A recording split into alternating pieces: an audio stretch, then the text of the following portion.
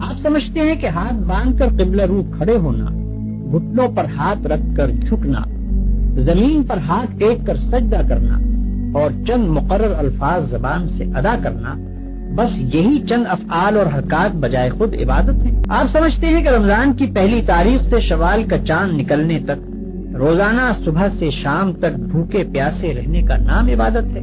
آپ سمجھتے ہیں کہ قرآن کے چند رکوع زبان سے پڑھ دینے کا نام عبادت ہے؟ آپ سمجھتے ہیں کہ مکہ معظمہ جا کر کعبے کے گرد طواف کرنے کا نام عبادت ہے؟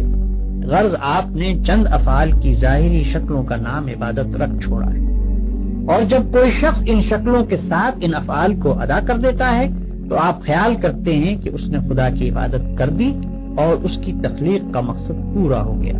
لیکن اصل حقیقت یہ ہے کہ اللہ نے جس عبادت کے لیے آپ کو پیدا کیا ہے اور جس کا آپ کو حکم دیا ہے وہ کچھ اور ہی چیز ہے۔ وہ عبادت یہ ہے کہ آپ اپنی زندگی میں ہر وقت ہر حال میں خدا کی اطاعت کریں اور ہر اس قانون کی پابندی سے آزاد ہو جائیں جو قانون الہی کے خلاف ہے۔ اس طرز پر جو زندگی آپ بسر کریں گے وہ پوری کی پوری عبادت ہوگی۔ ایسی زندگی میں آپ کا سونا بھی عبادت ہے اور جاگنا بھی، کھانا بھی عبادت ہے اور پینا بھی، چلنا پھرنا بھی عبادت ہے اور بات کرنا بھی۔